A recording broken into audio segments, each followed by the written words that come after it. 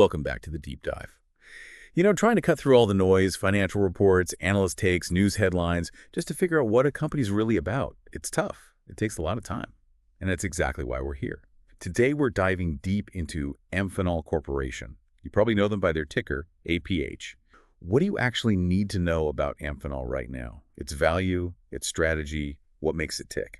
Right. And just to set the scene quickly, Amphenol is right in the heart of the tech sector, specifically hardware, equipment, parts. They design and make all sorts of connectors, electrical, electronic, fiber optic. Basically, they're the essential, often unseen plumbing for so much modern tech. The hidden backbone, yeah. Makes sense. So, how are we going to tackle this? We'll hit their latest financials first. Then we'll get into their competitive strengths, their moat. Right. Then what are analysts saying? And finally, the outlook. Okay, let's get into it. All right, let's start with where Amphenol stands right now. Last close was $105.02 USD.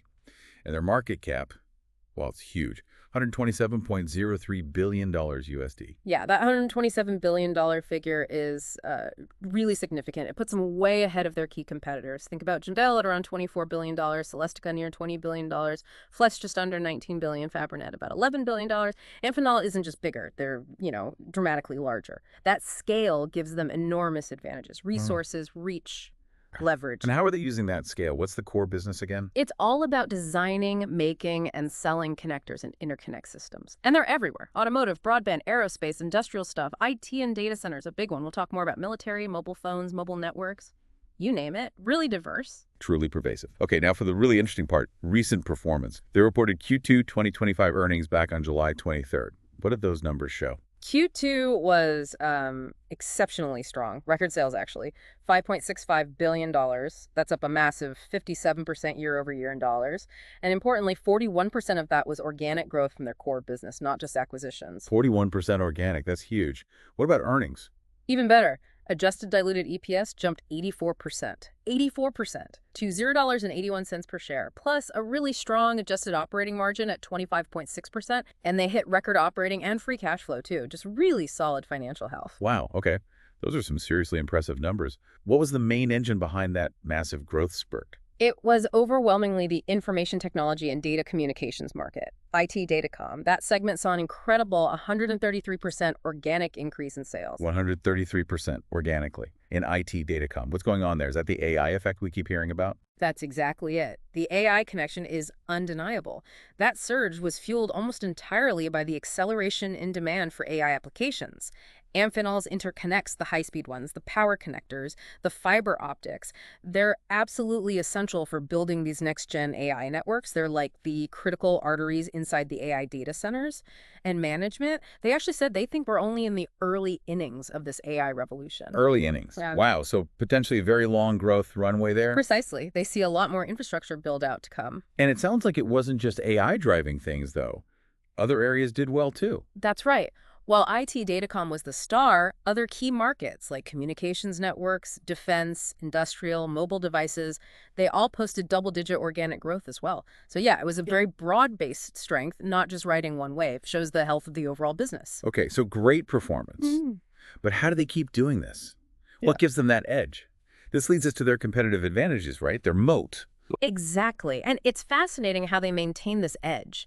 They have what analysts call a wide economic moat rating. That moat, is what protects their long-term profits. And Amphenol's has several layers. All right, break it down for us. What are those layers? Okay, first up, switching costs. Once a customer designs Amphenol's specialized high-tech parts into their complex systems, especially things like those critical AI network components, swapping them out is a nightmare. It's not just finding another part. It often means redesigning the whole system. Hugely expensive, takes tons of time, so customers get locked in. Ah, the lock-in effect. Yeah. Makes sense. What else? Second is their scale and operational excellence. We mentioned that massive size. Well, their huge global manufacturing network and really tight cost control give them big cost advantages. They consistently deliver high adjusted operating margins, and management's even aiming higher, targeting 30% conversion margins. That means turning 30 cents of every new sales dollar into profit. Really efficient. 30% conversion margin target. That's impressive execution. What's the third advantage? Their strategic acquisition program. This is core to how they operate and compete. They're very good at buying companies, integrating them smoothly, and using them to expand into new markets or add new technologies. like the recent Narda-MITEQ deal boosting their defense business. And older acquisitions like CIT and Andrew W. are still adding value. It's a well-oiled machine. So they grow organically and through smart buys. Okay, number 4. Fourth, their diversified business model and entrepreneurial culture. Because they serve so many different end markets globally, if one area slows down, they're not crippled. They can shift focus. It gives them resilience and agility. Diversification helps smooth out the bumps. Yeah. Got it. And the last one. Finally, there's the high capital expenditure. Supporting rapid growth in areas like AI requires massive investment in factories, R&D, advanced equipment.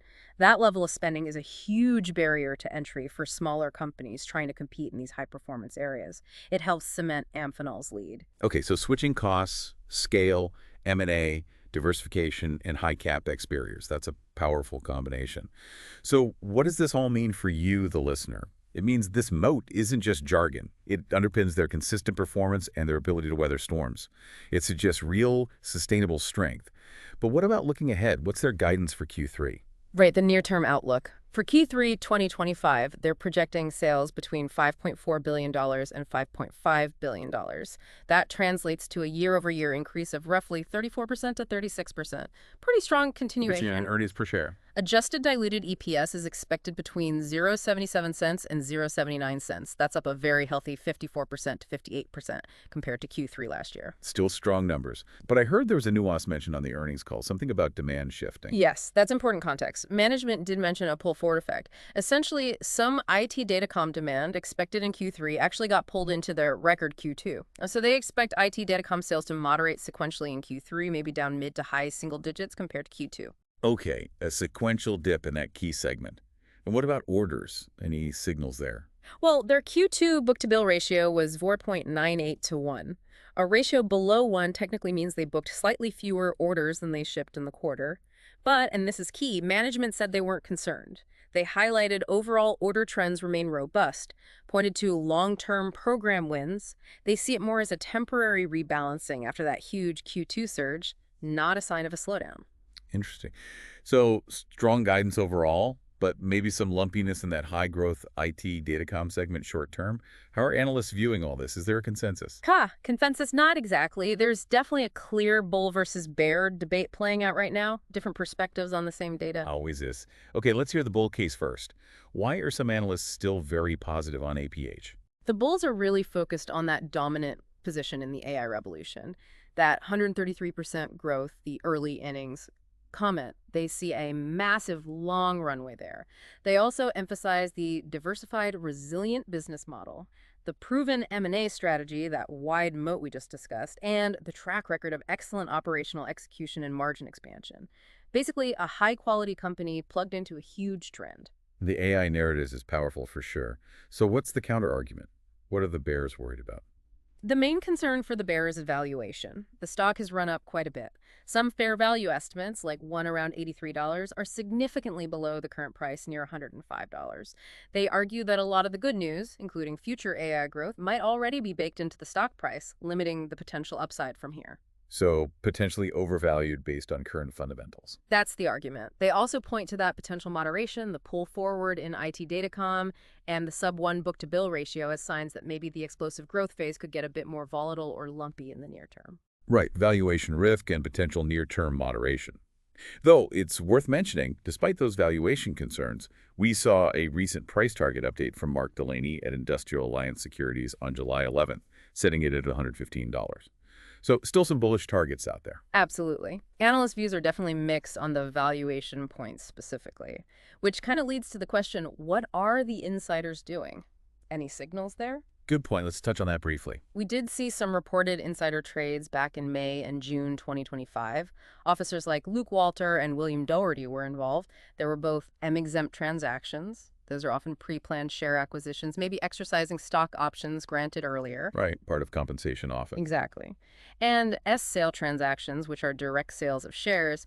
The sales were reported around the $89–91 price range. Some of the acquisitions, likely option exercises, were at a much lower price, like $22.55. And obviously we don't read too much into individual insider trades people sell for lots of reasons. Yeah. But it's another data point, part of the bigger picture you want to consider. Precisely. It's just context alongside everything else. Okay, so let's wrap this up.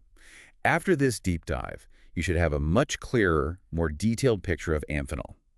We've looked at their really strong financials, dug into their strategic advantages that wide moat, discussed the dynamics in their key markets, especially AI, and laid out the different viewpoints from analysts, all drawn from those dense reports. And maybe a final thought to leave you with.